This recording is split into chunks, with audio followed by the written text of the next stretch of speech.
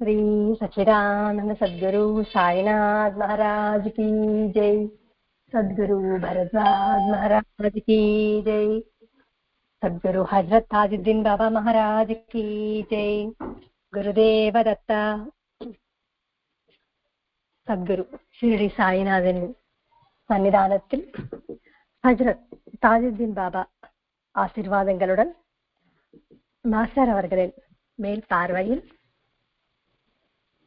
ஒவ்வொரு சனிக்கிழமையும் நாம் ஹஜ்ரத் தாஜுத்தீன் பாபா வாழ்க்கை சரித்திரத்தை நாம் தெரிஞ்சுக்கிட்டே வரோம். மகான்களின் நிலை எப்பேற்பட்டது அப்படின்னா அது ஒரு தெய்வீக நிலை. தெய்வம் அப்படின்றா என்ன? நம்முடைய பாவனை, நம்முடைய சிந்தனை எப்படி இருக்குன்னா அது ஒரு ரூபம். ஆனால் தெய்வம் என்றால் ரூபமோ நாமமோ லட்சணங்களோ கிடையாது. அது ஒரு திவ்யமான நிலை. திவ் என்றால் ஒளி. அந்த ஒளி ஞானத்தின் நிலை. இன்னும் நாம் எளிமையாக புரிஞ்சுக்கணும் அப்படின்னா அது ஒரு அன்பின் ஸ்வரூபம். அந்த உண்மையான அன்பில் ஞானம் ஒளிந்திருக்கும். அந்த உண்மையான அன்பில் தன்னலம் இருக்காது. சுயநலமற்ற அன்பு. உண்மையான அன்பில் தியாகம் இருக்கும். நாம் சென்ற வாரம் பார்த்தது என்னன்னா, மெஹர் பாபா அப்படின்ற ஒரு மகான் தாஜுத்தீன் பாபாவின் சன்னிதானத்தில் வந்திருந்தாங்க. அங்க தாஜுத்தீன் பாபா என்ன சொன்னார் அப்படின்னா, மெஹர் பாபாவிடம் கண்ணை மூடிக்கொண்டு தெய்வத்தின் வாக்கியத்தை நீ தர்சனை செய் அப்படின்னாரு. காணு அப்படின்னு சொல்லவே இல்லை. அப்படின்னா தர்சனம் செய் அப்படின்னு சொல்லியிருக்காரு. தர்சனம் அப்படின்னா மனக்கண்ணால் நாம் பார்ப்பதுதான் தர்சனம். மேலோட்டமா பார்க்கறது மட்டும்தான். ஆனா தர்சனம் என்றால் நம் உள் மனதோடு பார்ப்பது. அதில் வருகின்ற ஒவ்வொரு துளி அமிர்தத்தையும் நாம் உள்வாங்கிக்கணும். ஏதோ வெறும் மேலோட்டமா பார்த்து விட்டுடக்கூடாது. அதை பருகும் போது, ஒவ்வொரு சொட்டு அமிர்தத்தை நாம் பருகும் போது அதில் இருக்கின்ற டேஸ்ட், சுவை நாம் உள்வாங்கிக் கொள்ள முடியும். ஆகையால் தான் கண்ணை மூடிக்கொண்டு நீ தேவனின், அந்த கடவுளின் வாக்கியத்தை தரிசனம் செய் என்று தாஜுத்தீன் பாபா மெஹர் பாபாவிடம் சொன்னார்.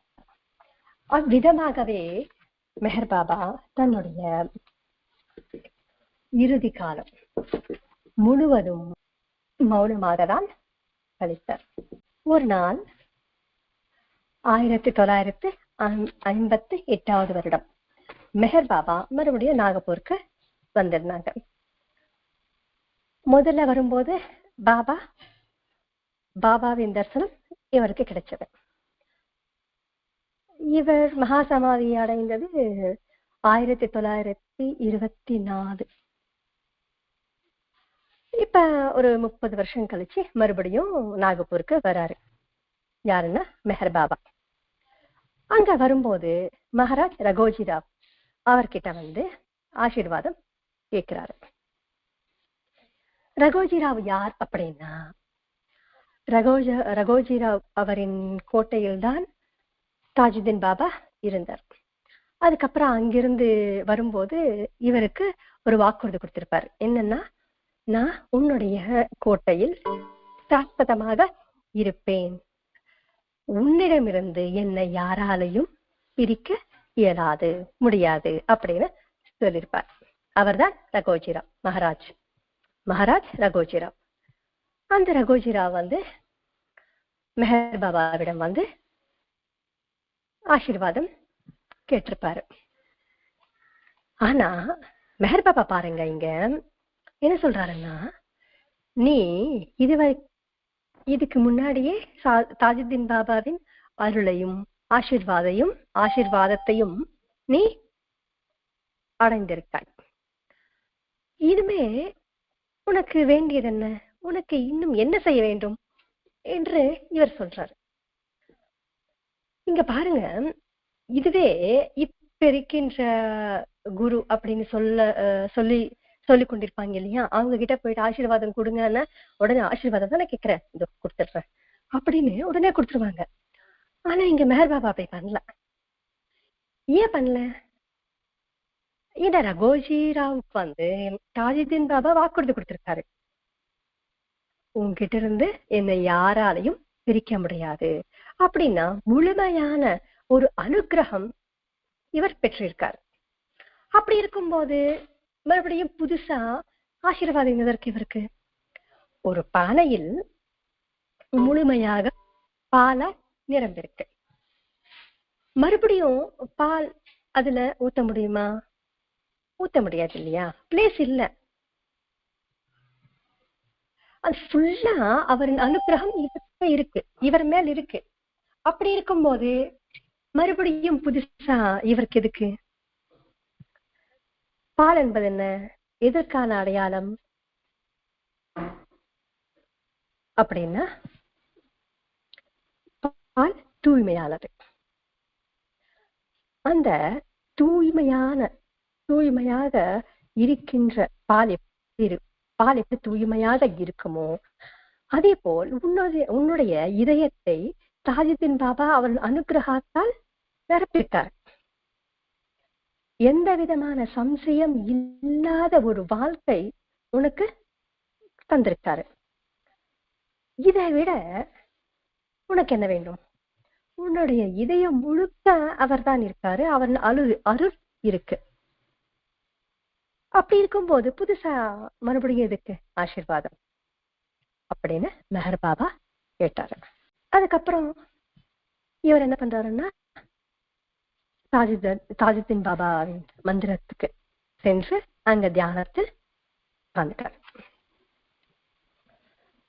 ஆனா அந்த 1958 அவர் உடலால் இல்லை. ஆனாலும் அந்த இடத்தில் அந்த பாபாவின் மந்திரத்துக்கு சென்று தியானத்தில் உட்கார்ந்திருக்கார். சத்குரு அப்படின்றவங்க ரொம்ப ரேரா இருப்பாங்க, ரொம்ப ரேரா இருப்பாங்க. அவர்கள் சரீரத்தோடு இந்த தேகத்தோடு இல்லாவிட்டாலும் இந்த தேகத்தை விட்டிருந்தாலும் அவர்களின் சமாதி என்கின்ற சன்னிதானத்தில் ஒரு அற்புதமான போதை நமக்கு கிடைக்கும். உனக்கு உண்மையார அது நம்பிக்கை இருந்தா, அவர் மகான்கள் உயிரோட இருந்தாலும் மகா சமாதி அடைந்தாலும் அவர்கள் எனக்கு என்ன அனுகிரகம் வேணுமோ, என்ன சந்தேசம் எனக்கு கொடுக்கணும் அப்படின்னு அவங்க நினைக்கிறாங்களோ அது தக்க சமயத்தில் எனக்கு வரும் அப்படின்ற நம்பிக்கை நமக்கு இருந்தா கண்டிப்பா அவர்களின் சன்னிதானத்தில் அந்த சமாதி சன்னிதானத்தில் நமக்கு கண்டிப்பாக விடை கிடைக்கும்.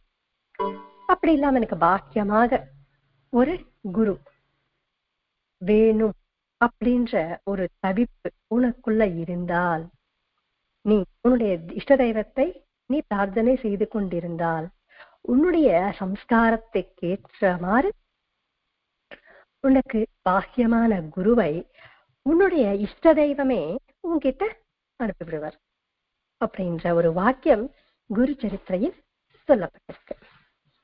எதற்காக இங்க சொல்ல வராரு அப்படின்னா, இவர் தியானத்தில் உட்கார்ந்து இருக்காங்க இல்லையா, அதனால. இங்க மெஹர் பாபா நம்ம பார்க்க வேண்டியது என்னன்னா, மெஹர் பாபாவுக்கு தாஜுத்தீன் பாபாவில் இவ்வளவு கௌரவம் இருக்கு பாருங்க. இங்க தியானத்தை முடிஞ்சதுக்கு அப்புறம் தாஜுத்தீன் பாபா சீடர்களில் ஒருத்தரான கரீம் பாபா மெஹர் பாபா கிட்ட வெளிப்படையாக எதுவும் பேசாம மனசுக்குள்ள மௌனமாக பிரார்த்தனை செய்யறார். என்ன பிரார்த்தனை அப்படின்னா, மெஹர் பாபா எனக்காக நீங்க பிரார்த்தனை செய்யுங்க அப்படின்ட்டு. அப்படின்னு மௌனமாக பிரார்த்தனை செஞ்சார். யாரு? ஹரி, தாஜுதீன் பாபாவின் சீடர். உடனே மெஹர் பாபா என்ன பண்ணாருன்னா, தாஜுதீன் பாபாவின் ஒரு போட்டோவை காட்டிட்டு, தாஜுதீன் பாபாவை உன்னுடைய இதயம் ஃபுல்லா நிறைஞ்சிருக்காரு, அப்பேற்பட்ட அவருக்காக உனக்காக நான் ஏன் மறுபடியும் பிரார்த்தனை செய்யணும், நான் எப்படி பிரார்த்தனை செய்யறது அப்படின்ற சொல்லப்படுற மாதிரி ஒரு சைகையில அவர் காட்டிட்டார் மெஹர் பாபா. இதுவும் வெளிப்படையாக சொல்லவே இல்லை. ஏன்னா தாஜுதீன் பாபா முன்னாடியே சொல்லிருக்கார் என்னன்னா அப்படின்னா, நீ கண்ணை மூடிக்கொண்டு அந்த கடவுளின் வாக்கியத்தை தரிசனம் செய் அப்படின்ட்டு. ஆக இவர் எதுவும் வெறும் அந்த வாயில் சொல்லாம சைகையில காட்டியிருக்காரு. அந்த சைகையும் கரீம் பாபாவுக்கு புரிஞ்சிருச்சு. இவர்கள் 2 பேரும் ஒரே காலத்தில் தான் இருந்தாங்க, மெஹர் பாபாவும் தாஜுதீன் பாபாவும். தாஜுதீன் பாபா தேகத்தோடு இல்லாவிட்டாலும் கூட தாஜுதீன் பாபாவின் இருக்கின்ற அந்த திவ்ய தன்மையை மெஹர் பாபா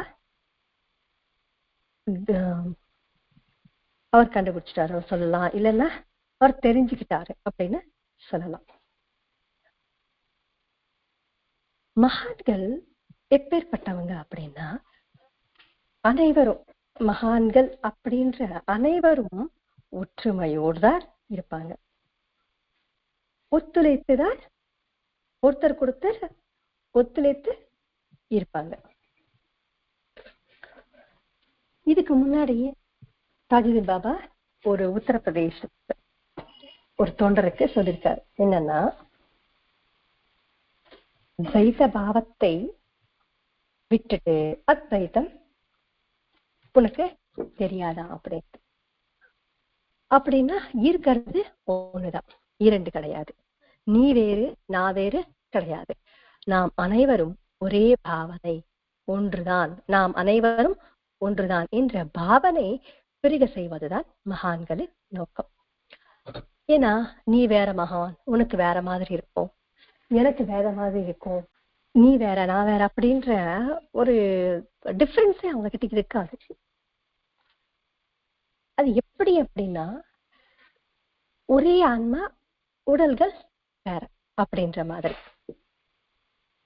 இந்த பாவனையை நாம் பெருக்குவதற்காகவும் அவங்களின் முயற்சி.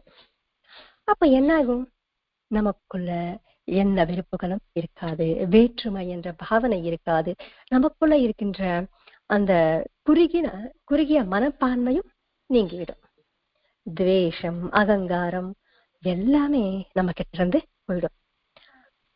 அப்பொழுது நம்முடைய மனம் எப்படி இருக்கும்? சாந்தமாக இருக்கும். எதற்கு நம்முடைய மனம் அப்பப்ப கொஞ்சம் கவலையா இருக்கும் அப்படின்னா, நமக்குள்ள இருக்கின்ற அந்த குறுகிய மனப்பான்மை இருக்கிறதுனாலதான்.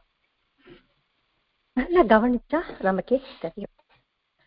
நம்முடைய வாழ்க்கையில் நம்முடைய சந்தோஷத்தையும் நம்முடைய கவலையும் கஷ்டத்தையும் யாராவது பகிர்ந்து கொண்டிருந்தா எப்படி இருக்கும்? நமக்கு ஆனந்தமாக இருக்கும்ல, நமக்கு அப்படின்னு ஒருத்தர் இருக்காரு அப்படின்னு. அந்த குடும்பம் எப்படி இருக்கும்? ஆனந்தமாக இருக்கும். அந்த குடும்பத்தை பார்க்கும்போது நமக்கு அப்படிதான் இருக்கணும், எவ்வளவு அந்யோன்யமா இருக்காங்க பாருங்க அப்படின்னு நமக்கு தோணுமா இல்லையா? இதே போல் ஒரு குடும்பத்தை தான் மகான்கள் உருவாக்க சொன்னது. இந்த குடும்பத்தை நாம் அனைவரும் அடையலாம். எப்பொழுது அப்படின்னா, அவர்களின் வாழ்க்கையை நம் வாழ்க்கையோடு இணைத்து கொண்டு வாழும்போது. நம்ம செய்யறோம், ஆனா நமக்கு புரிகின்ற மாதிரி நாம் அதை செய்யல, அவ்வளவுதான். முயற்சி செய்யறோம், ஆனா பலன் வர மாதிரி நாம் இன்னும் முயற்சி செய்யல. அதற்கு என்ன செய்யணும் அப்படின்னா, ஆண்களின் வாழ்க்கையை நாம் படிச்சுட்டு நம்முடைய வாழ்க்கைக்கு இணைத்துக் கொண்டே வாழணும். மகாராஷ்டிராவுக்கு சேர்ந்த நீலகண்டராவ் ஜபல்பூர்ல இருந்தார். இவர் தினமும் என்ன பண்றாருன்னா, தாஜுதீன் பாபா போட்டோவுக்கு முன்னாடி அகர்பத்தி சமர்ப்பித்து நமஸ்காரம் செய்வாராம். ஏன் மாஸ்டர் அவர்கள் அகர்பத்தி ஏற்றிட்டு நமஸ்காரம் செய்யறார் அப்படின்னு எழுதியிருக்காரு? நைவேத்தியம் சமர்ப்பிச்சுட்டு நமஸ்காரம் செய்யறார் அப்படின்னு சொல்லிருக்கலாமே. இல்லைன்னா வெறும் விளக்கை ஏத்திட்டு நமஸ்காரம் செய்யறார் அப்படின்னு சொல்லிருக்கலாமே. ஏன் இது மென்ஷன் பண்ணிருக்காரு அப்படின்னு நம்ம யோசிக்க சொல்றார். நம்ம அகர்பத்தி எப்படி இருக்கும்? இதுல நடுவுல ஒரு குச்சி இருக்கும், அதுக்கு சுத்தி நறுமணங்களால ஒரு லேயர் இருக்கும்.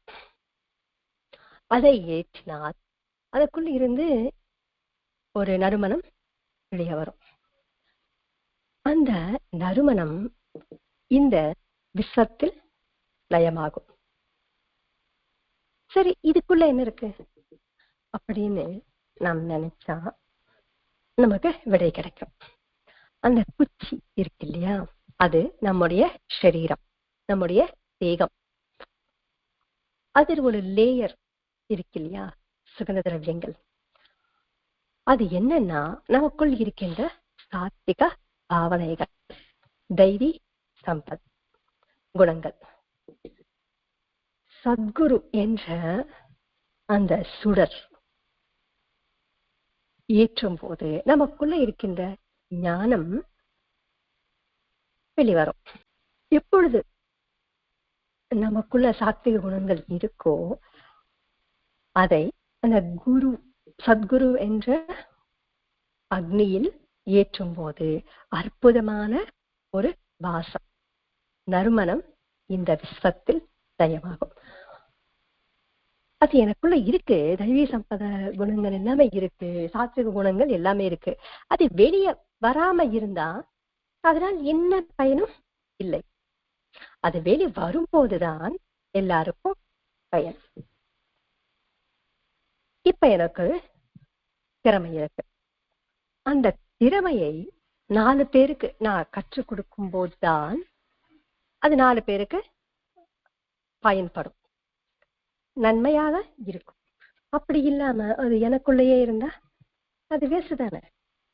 அதுதான் நீங்க சொல்ல வர்றார் மாஸ்டர் அவர்கள் நமக்கு. அந்த நறுமணம் எப்படி இந்த அனந்தமான விஸ்வத்துக்குள் லயமாகுதோ அதே போல் அவருக்குள், யாரே நீலகண்டராவ் என்னாச்சுன்னா, அந்த ஒரு தீவிரமான இதயம் முழுக்க ஒரு தீவிரமான தியானத்தில் முழுங்கியிருந்தார். எப்பேற்பட்ட ஒரு தியானம் அப்படின்னா, எதிரில தாஜுதீன் பாபா இருக்காரு, போட்டோ இருக்கு, அது தன்னுடைய வீடு, நான் நின்றுட்டு இருக்கேன் அப்படின்ற ஒரு உணர்வே இல்லாத ஒரு நிலை. அந்த நிலைய ஹல் அப்படின்னு சொல்லப்படும். அந்த நிலையை இவர் இருக்கும்போது வெளியே என்ன நடக்குதுன்னு ஒண்ணுமே தெரியல. அந்த நிலை எப்படின்னா, தேகம் இருக்கின்ற ஸ்புரணையே இருக்காதா. இந்த விஸ்வத்தில் நான் ஒரு பாகம், அதுல நான் ஐக்கியமாயிட்டேன் அப்படின்ற ஒரு உணர்வு.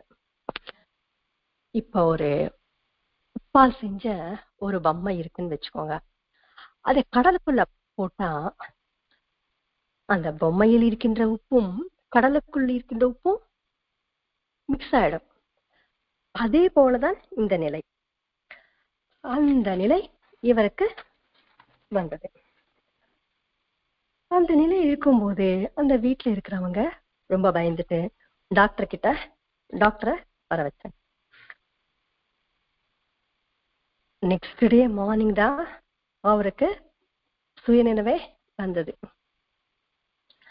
அந்த அனுபவம் வந்தது இல்லையா, ஹல் அப்படின்ற ஒரு அனுபவம், ஆள் அப்படின்ற ஒரு அனுபவம். அந்த அனுபவம் அவர் முகத்தில் நல்லா அனைவருக்கும் தெரிஞ்சுதான். இப்ப நம்ம கஷ்டத்துல இருக்கோம்னு வச்சுக்கோங்க, நமக்கு ஏதோ கஷ்டம் இருக்கு, நம்ம ஃப்ரெண்டு வராரு, சரி அவருக்கு எதுக்கு தெரியப்படுத்துறது, அவரும் கஷ்டப்படுறவானே அப்படின்ட்டு நம்ம எவ்வளவுதான் நம்ம மனசுக்குள்ள வச்சு நம்ம மேலோட்டமா சந்தோஷமா ஆனந்தமா சிரிச்சுட்டே பேசினாலும் நம்ம ஃப்ரெண்டு கண்டுபிடிச்சிருப்பாங்க. ஃப்ரெண்டுன்னு கிடையாது, யார் வந்தாலும் கண்டுபிடிச்சிருவாங்க. நம்மை பத்தி நல்லா தெரிஞ்சவங்க கரெக்டா கண்டுபிடிச்சிருவாங்க. அதே போலதான் இவருக்கு அந்த நிலை நல்லா தெளிவா தெரிஞ்சுதான். அந்த நிலையிலேயே நீலகண்டராவ் என்ன பண்றாருன்னா, தாஜுதீன் பாபாவை தரிசனம் செய்து அந்த சன்னிதானத்தில் கொஞ்ச காலம் அங்கிருந்தார். ஒரு வாட்டி தாஜுதீன் பாபா நீலகண்டராவ் கிட்ட என்ன சொல்றாருன்னா, நீ தினிவாலா மகான் கிட்ட தரிசனம் செய் அப்படின்னு அனுப்பியிருக்காரு. ஒரு மகான், இன்னொரு மகான். நீலகண்டராவ் யாரு? ஒரு ஹிந்து மதத்தை சேர்ந்தவர். தாஜுதீன் பாபா முஸ்லிம். தினிவாலா தாதா அவரும் ஒரு முஸ்லிம். ஒரு மகான் ஒரு ஹிந்துவை ஒரு முஸ்லிம் கிட்ட அனுப்புறாரு. என்ன கவனிக்கணும் அப்படின்னா, நீ எந்த மதத்தையாவது இரு, எந்த மதத்திலாவது இரு, ஆனாலும் அங்க என்ன சொல்லப்பட்டிருக்கும் அந்த தர்மத்தையோ அந்த சடங்கு சம்பிரதாயத்தை நீ கடைபிடிக்கணும். ஜீசஸ் பைபிள்ல ஒரு வார்த்தை சொல்லிருப்பாரு, என்னன்னா, அனைத்து சடங்கு சம்பிரதாயங்களையும் நாம் கடைபிடிக்கிறது தான் நமக்கு நல்லது அப்படின்னு. ஆனா இதை கிறிஸ்டியன்ஸ் யாராவது சொல்லுவாங்களா அப்படின்னா சொல்ல மாட்டாங்க. ஏன்னா அது அவங்களுக்கு அகைன்ஸ்ட். இங்க பாயிண்ட் நல்லா நோட் பண்ணணும். அனைத்து சடங்கு சம்பிரதாயங்களையும் நாம் கடைபிடிப்பதே நமக்கு நல்லது. இது எங்க இருக்குன்னா கண்டிப்பா பைபிள் இருக்கு. எப்படி தெரியும் அப்படின்னா, பரத்வாஜ மாஸ்டர் அவர்கள் ஜில்லலுமுடி அம்மா ஆசிரமத்துல இருந்தார். அப்பொழுது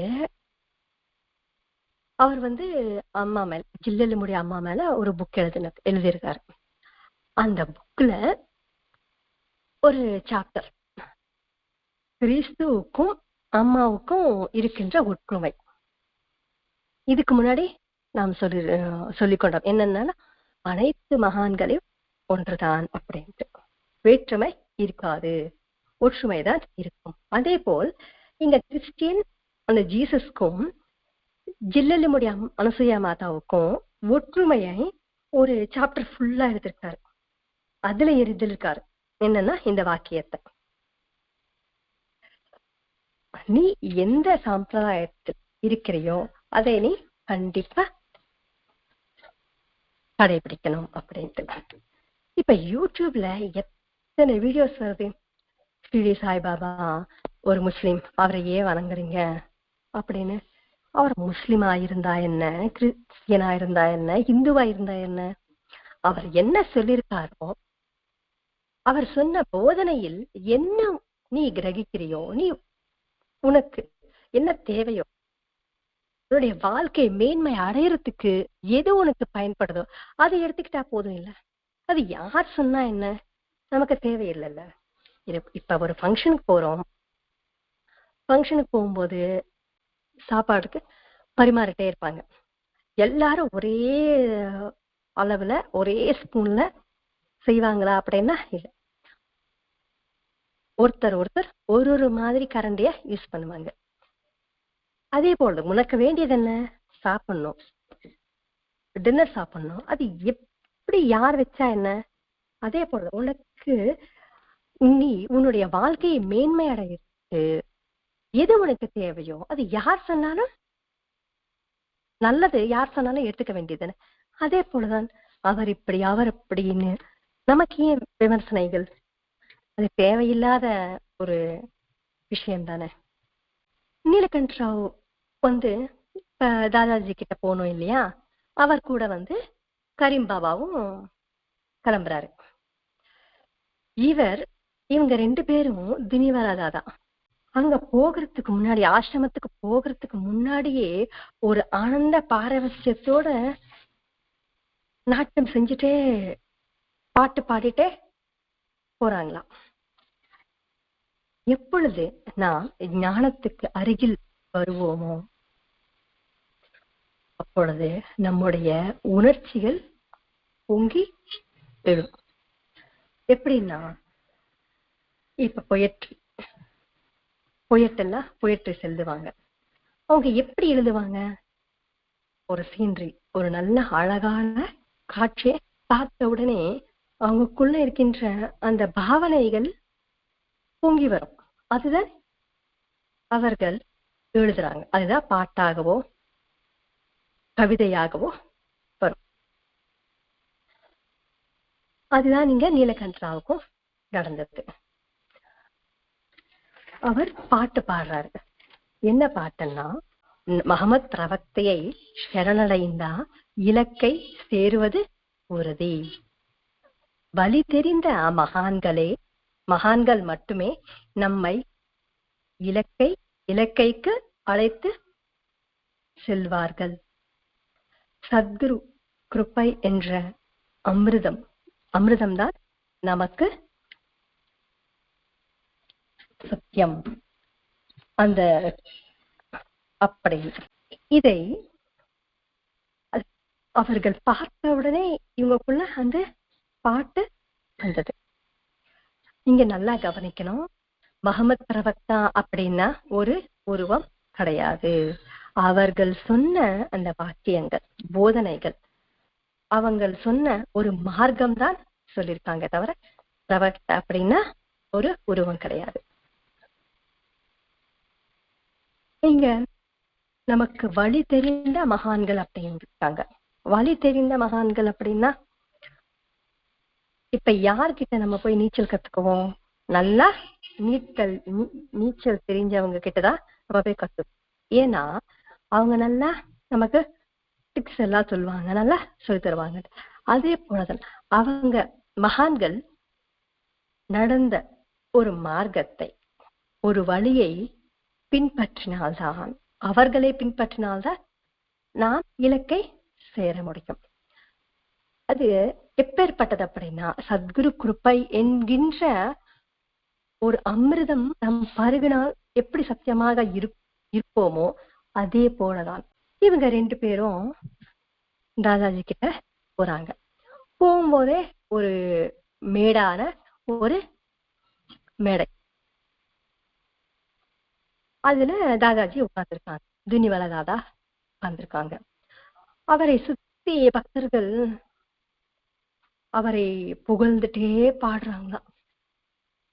அதை பார்த்த உடனே நீலகண்ட ராவ் என்ன பண்றாருன்னா, ஆனந்தத்தோடு காலை ஊனி நடந்து அவர்கிட்ட போயிட்டு ரொம்ப ஆனந்த பாரவசியத்தோட சாஷ்டாங்கமா விழுந்து நமஸ்காரம் செஞ்சு, தாஜுதீன் பாபா அப்படின்னு சத்தமா சொன்னாரு.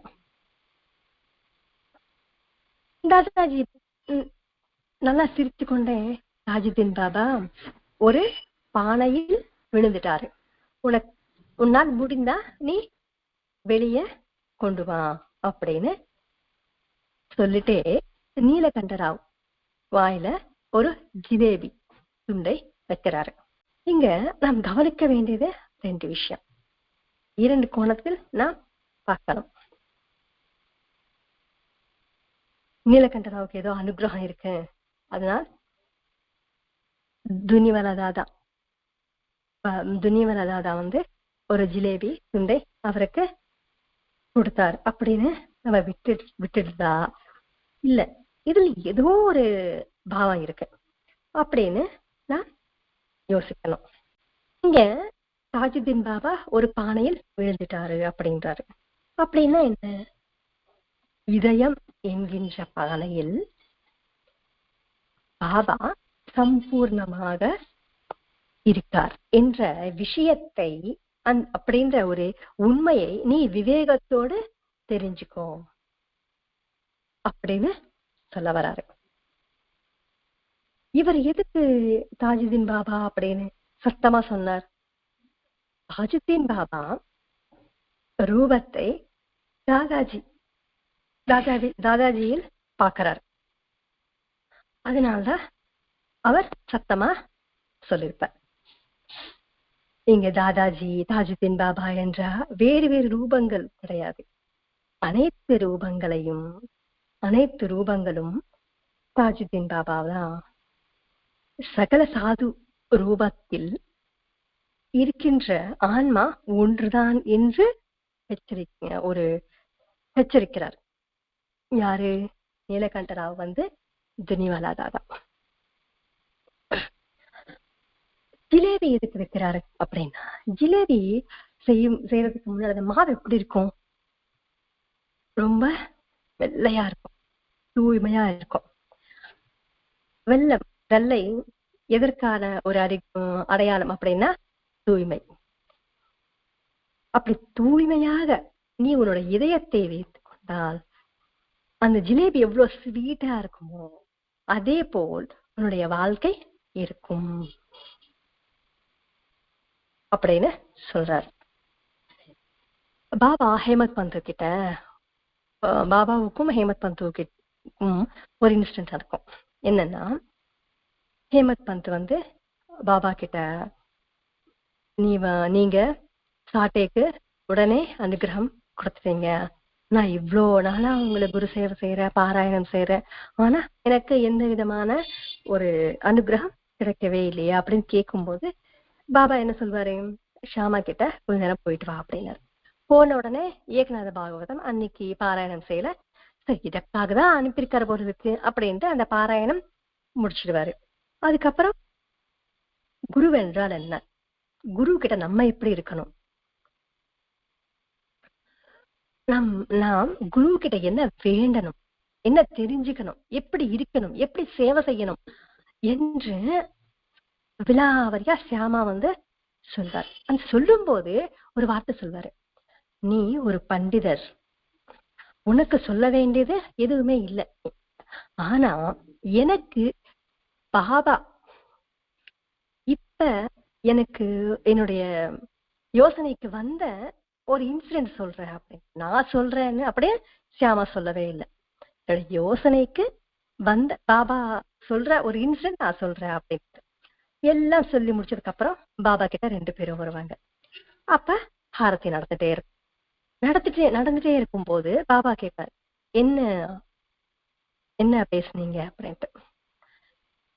அவங்க சொல்லும் போதே கற்கண்டு எடுத்து ஹேமத் பந்த் கையில வச்சு, நீ கேட்டது இந்த கற்கண்டு போல் ஒரு இனிப்பாக இருக்கும் அப்படின்னு. கேட்டது அப்படின்னா நீ வாங்கி கொண்டா அது மதுரமாக, தித்திப்பாக, ரொம்ப இனிமையாக இருக்கும் அப்படின்னு பாபா சொல்லியிருக்காரு. அப்படின்னா மதுரம், அந்த இனிப்பு அப்படின்னா நமக்கு உடனே என்ன ஞாபகம் வரணும்? அந்த இன்சிடென்ட் ஞாபகம் வரணும். அதை நீ ஆனந்தமாக அனுபவிக்கும் போதுதான் உனக்கு தெரியும்.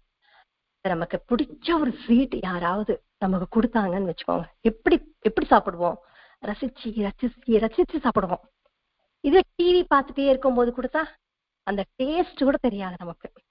அதே போல் அவங்க சொன்ன ஒவ்வொரு வார்த்தையும் நம்ம எப்படி ரசிச்சு ரசிச்சு உள்வாக்கி கொண்டா நம்முடைய வாழ்க்கை தித்திப்பாக இருக்கும் என்று பாபா சொல்றாருங்க. இன்னைக்கு நாம் தெரிஞ்சுக்கிட்ட விஷயம் என்னென்ன அப்படின்னா, மகான்களின் இடையே ஒரு ஒற்றுமை இருக்கும், வேற்றுமை இருக்காது, பிரிவுகள் இருக்காது, ஒத்துழைப்பு இருக்கும், வேற்றுமையில் ஒற்றுமை இருக்கும் என்பதுதான். இது எப்படி நமக்கு தெரியும்னா, இதுக்கு முன்னாடி சொன்ன மாதிரிதான் பரத்வாஜா மாஸ்டர் அவர்கள் தந்த ஒவ்வொரு மகான் வாழ்க்கை நாம் பார்த்தால் நமக்கு தெரியும். அது எந்த மதமாக இருந்தாலும் சரி, அது ஹிந்துவா, கிறிஸ்டியனா, முஸ்லிமா, அது உனக்கு தேவையே இல்லை. நீ ஒரு மதத்தை இல்ல, அடுத்தவங்களை கௌரவிக்கிறத நாம் ஃபர்ஸ்ட் கத்துக்கணும். உனக்கு இஷ்டம் இருக்கா இல்லையோ, ஆனா முதல்ல அடுத்த மனுஷனை நீ கௌரவிக்கணும். அவரின் குலமோ மதமோ இல்லைன்னா பணியோ, அவர் எந்த மதம், எந்த குலம், எந்த ஜாதி, எதுவுமே நமக்கு இல்லை. ஒரு மனுஷனா கௌரவிச்சாலே, எப்ப நீ அதை கத்துக்கிறியோ கண்டிப்பா அந்த கடவுளின் சன்னிதானத்துக்கு நீ அவர்கிட்ட போறதுக்கு ஒரு அடி வைத்த மாதிரி. இதுதான் நம்முடைய வாழ்க்கை நோக்கம் சொல்லலாம், இல்லைன்னா லட்சியம் சொல்லலாம், இல்லைன்னா நம்முடைய கடைசி இலக்கு. அது எது வேணா சொன்னாலும் இதுக்கு ஈடாகாது. நம்முடைய இலக்கு என்னவாக இருக்கணும்? அவரின் சன்னிதானத்துக்கு நாம் போய் சேரணும். கடவுள் என்றால் ரூபம் கிடையாது, ஞானம்தான். இந்த விஷயம் நமக்கு எப்படி தெரியும்? மகான்களின் வாழ்க்கையை நாம் தெரிஞ்சு கொண்டு நம்முடைய குடும்பத்தையும் குடும்பத்தில் இருக்கின்ற மனுஷங்களையும் ஒரு ஒற்றுமையோடு இருக்கணும் என்ற பாவனையை நாம் பெருக செய்யணும். இதுதான் நம்முடைய இலக்கு. இந்த விஷயத்தை நாம் ஞாபகம் வச்சு அந்த இலக்கின் மேல் நமக்கு அர்ப்பணிப்பு இருக்கணும். அப்பொழுதுதான் நம்முடைய வாழ்க்கை முழுமை அடையும் என்று நமக்கு பரத்வாஜா மாஸ்டர் அவர்கள் இங்க சொல்லிட்டு வராரு. அதற்காக தான் அவர் எண்ணற்ற மகான்களின் சரித்திரங்களை நமக்கு தந்திருக்காரு. எண்ணற்றமா கிட்டத்தட்ட ஒரு 32 புக்ஸ் அவர் எழுதியிருப்பாரு. ஒரு சின்ன பாம்ப்ளேட், குரு பௌர்ணமிக்கு ஒரு பாம்ப்ளேட் எழுதணும்னாலே 10 வாட்டி நமக்கு கரெக்ஷன் வருது. அதையும் மீறி குரூப்ல போஸ்ட் பண்ணாலும் ஏதாவது ஒரு சில்லி மிஸ்டேக் இருக்கு. ஒரு பாம்ப்ளேட்டுக்கே நம்ம இவ்வளோ கஷ்டப்படுறோம். 32 கிரந்தங்கள், எவ்வளோ புக்ஸ் அவரை படிச்சிருக்கணும், எவ்வளோ விஷயத்தை அவரை சேகரிச்சிருக்கணும். ஒரு புக் எழுதணும்னாலே ஒரு யானை டெலிவரி பண்ணா எவ்வளோ பெயின் இருக்குமோ அதை விட அதிகமான பெயின் வலி இருக்குமா. அந்த வலி தாங்கி கொண்டு அவர் ஏன் நமக்கு இத்தனை பேர் மகான்களின் சரித்திரங்களை நமக்கு தந்திருக்காரு அப்படின்னா, நான் பெற்ற இன்பம், நான் பெற்ற அந்த அனுபூதியை நீங்களும் பெறணும் அப்படின்ற ஒரே ஒரு எண்ணம் தான், வேற எதுவுமே இல்லை. இதை நாம் உள்வாங்கிக் கொண்டு அவரின் கஷ்டத்தை நாம் கவனித்து நம்முடைய இதயம் முழுக்க அவரை நிரப்பிக்கொண்டு அவர் பயணம் செஞ்ச மார்க்கத்தில் நாம் அனைவரும் கைகோர்த்து பயணம் செய்யணும் என்று, அந்த பயணத்துக்கு அந்த தந்தையின் ஆசீர்வாதமும் எப்பவுமே நம்ம கிட்ட இருக்கணும் அப்படின்ற அந்த தந்தையை பிரார்த்தனை செய்து கொண்டு ஸ்வஸ்தி. ஸ்ரீ சச்சிதானந்த சத்குரு சாய்நாத் மகாராஜ் கி ஜெய். ஸ்ரீ சச்சிதானந்த சத்குரு हजरत ताजुद्दीन बाबा महाराज की जय. श्री सच्चिदानंद सद्गुरु भारद्वाज महाराज की जय. गुरुदेव दत्ता.